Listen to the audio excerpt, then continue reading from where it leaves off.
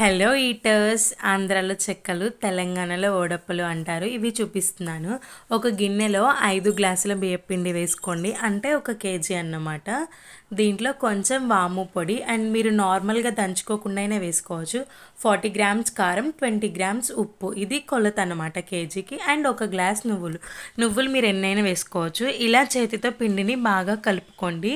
And కొంచెం పల్లి పొడి కూడా వేసుకొని ఈ పల్లి పొడి కూడా పిండిలో కలిసేలా బాగా కలుపుకోండి.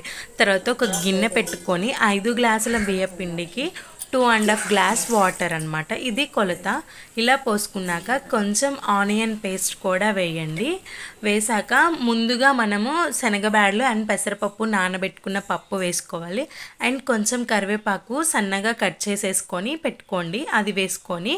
అండ్ కొంచెం అల్లం పేస్ట్. ఈ నీళ్ళు బాగా మసిరాక మనం ముందుగా కలుపుకున్న పిండిని ఈ గిన్నెలో వేసి మంచిగా గరిటెతో కలుపుకోండి. అలా కలుపుకున్నాక ఇది ఉప్పుకోవాలన్నమాట. ఉప్పిన పిండి బాగా క్రిస్పీగా ఉంటాయి. యాక్చువల్లీ నార్మల్గా అయితే మనం వెన్నపూస కానీ అండ్ కాచిన నూనె కానీ పోస్తాం. దీంట్లో అయితే ఏమీ పోయకుండా క్రిస్పీగా ఉంటాయి. మూత పెట్టేసేసుకోండి ఒక 10 మినిట్స్. తర్వాత ఒక గిన్నె తీసేసుకొని కొంచెం కొంచెం పిండిని దీంట్లో వేసుకొని చేతితో బాగా కలుపుకోండి, వాటర్ యాడ్ చేసేసుకుంటూ. ఇలా బాగా కలపడం వల్ల దీంట్లో జిగురు బయటకి వస్తుంది. ఒక బాల్లా చేసుకొని దీంట్లో నుంచి చిన్న చిన్న ఉండలు తీసుకొని చేతితో ఆ ఉండలని ఇలా అదుముకోండి. నార్మల్గా చెక్కలు చేతితో కూడా తడతారు, బట్ నేనైతే ఈరోజు మీకు పూరి ప్లస్లో చూపిస్తున్నాను. ఒక ఆయిల్ పేపర్ పెట్టేసుకొని ఒక ముద్ద దాంట్లో పెట్టుకొని ఇలా పూరి ప్లస్ క్లోజ్ చేసి గట్టిగా ఒత్తండి.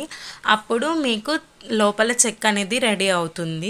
సో మీరు పెద్దగా చిన్నగా అనేది మీ ఇష్టం అన్నమాట. కొంతమంది లావుగా కూడా చేసుకుంటారు, మీకు నచ్చినట్టు మీరు చేసేసుకోండి. ఇలా చెక్కలు చిన్నగా తీసేసుకొని ఒక పేపర్ మీద కానీ లేదా ఒక ప్లేట్ మీద కానీ కొన్ని చెక్కలు రెడీ చేసేసి పెట్టుకొని బాండలి పెట్టుకొని దాంట్లో ఆయిల్ పోసి ఆయిల్ వేడి అయ్యాక ఒక్కొక్క చెక్కని యాడ్ చేసేసుకుంటూ ఇవి కొంచెం కలర్ మారాక వీటిని గరిటెతో తిప్పుకోండి.